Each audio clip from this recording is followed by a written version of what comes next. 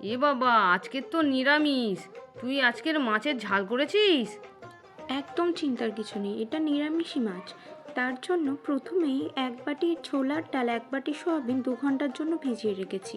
তরকারির মশলার জন্য 7-8টা কাজু, 1 চামচ মৌরি, 1 চামচ পোস্ত কিছুক্ষণ ভিজিয়ে রেখে ভালোভাবে একটা পেস্ট করে নিয়েছি। একটা মিক্সিং জারের মধ্যে ভিজিয়ে রাখা ছোলার ডাল আর সয়াবিন থেকে জল ছেঁকে দিয়ে 1 টুকরো আদা লঙ্কা দিয়ে একটা পেস্ট করে নিয়েছি।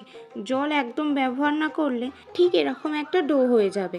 এই ডোয়ের মধ্যে একটু লবণ মিশিয়ে হাতের সাহায্যে ভালোভাবে গোল গোল করে নিয়ে মাঝখানে একটা হোল করে চেপে চেপে মাছের মতন শেপ দিয়ে নিয়েছি। আসল কাজ এই শেপ দেওয়াটা। এটা দেখতে সুন্দর হলেই পুরো একদম মাছের মতো দেখতে লাগবে। এবার কড়াইতে রিফাইন তেল গরম করে একদম ছাঁকা তেলে মাছগুলোকে লাল লাল করে লো টু মিডিয়াম ফ্লেমে ভেজে নিতে হবে। উপরটা একদম যাতে ক্রিস্পি হয়ে যায়। সব কটাকে তুলে নিয়ে কড়াইয়ের তেল কমিয়ে তাতে শুকনো লঙ্কা, গোটা গরম মশলা, তেজপাতা ফোড়ন দিয়ে তাতে বানিয়ে রাখা বাটা মশলাটা দিয়ে দিয়েছি।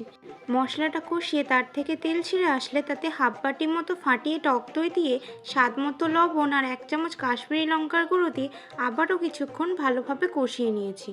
1 বাটি জল দিয়ে ঝোলটা ফুটে উঠলে তার মধ্যে ভেজে রাখা মাছের পিসগুলো দিয়ে 2-3 মিনিট ঢাকা দিয়ে রেখে ঢাকনা খুলে ওপর দিয়ে গরম মশলা আর ঘি ছড়ালে একদম রেডি হয়ে যাবে নিরামিষ মাছ। এই রেসিপিটা একবার ট্রাই করে তোমরাও তোমাদের বাড়ির সদস্যদের সাথে প্র্যাঙ্ক করতে পারো।